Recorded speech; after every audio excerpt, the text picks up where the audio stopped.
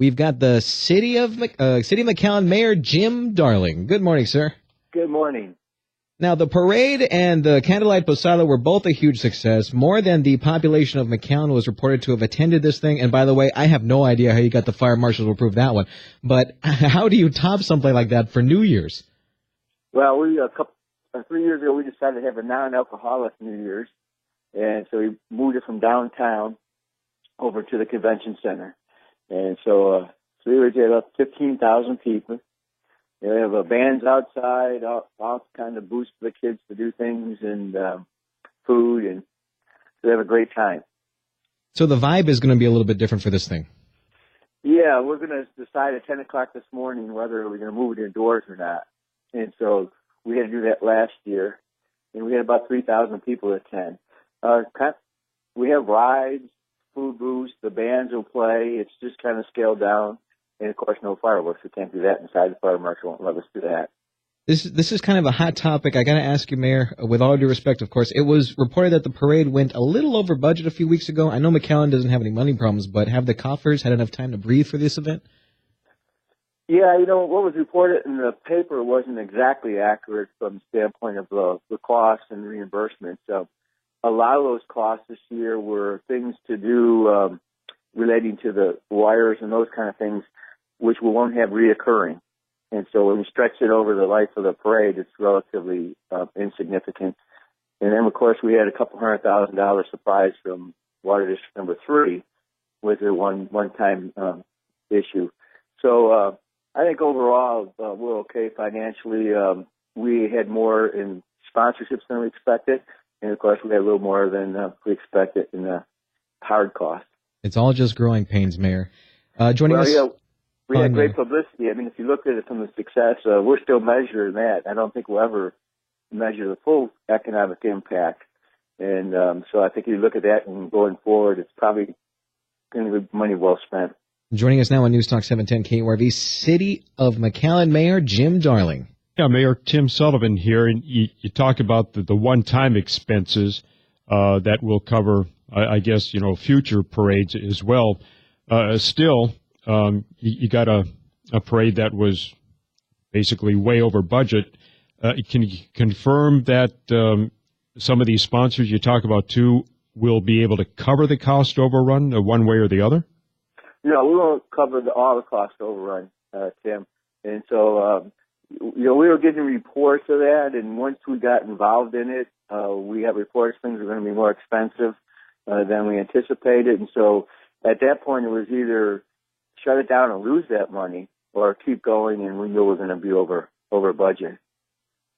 I'm just going on some of the things. I mean, there's a lot of anger on our Facebook page, as you might expect, from folks who fear, as taxpayers, that they're going to be left holding the bag. I mean, what do you tell them?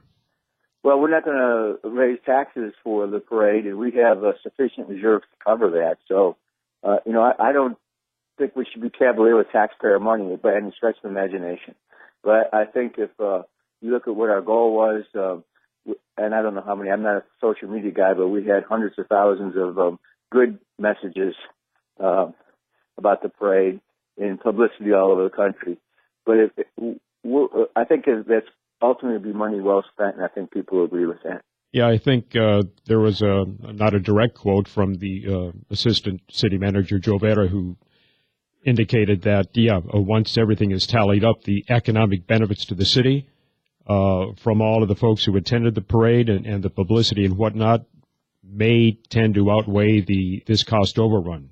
Yeah, and I think if you look at the newspaper article, a lot of people are measuring that. I mean, that was pretty inaccurate. I love the quote about women making less than men, but if you read all the celebrities, actually some of the women made more than men in certain categories and all that. So I think that reporter had a certain bent, and maybe the story is a little more premature than we wanted to because all the numbers weren't in.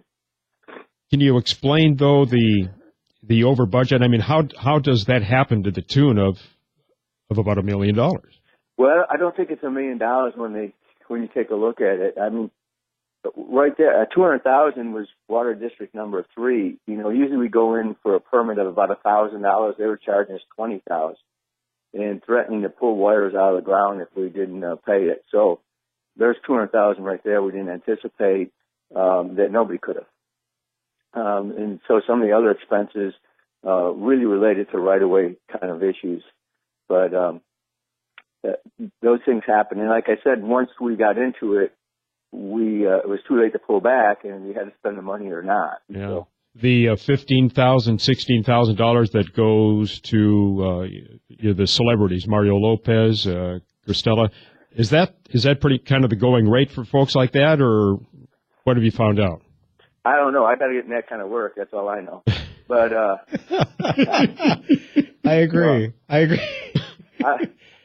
Tim, I don't know. You're a pretty big celebrity. I think you probably will talk to the parade. Okay, well, I'll take $20,000 to sit and wave on the next parade. How about that? Let's do the Distinguished Speaker Series at Pan Am. I don't know. Joe Vera knows those things. All I know is people are pretty excited about seeing those people. And, and he got it where he got kind of one for every segment of the community, except for old people like me. But at any rate, I don't know. If you look at it, it seems like a lot of money, but on the other hand, these are national celebrities. So, what aside from bragging rights and impressive numbers, what is a parade of that size and this event as well, the New Year's Bash? What does that bring to McAllen? Well, what we're trying to do is make it for obviously the restaurants. If you drove around McAllen at night, there wasn't a restaurant that wasn't full. Number one, number two, hotels nights.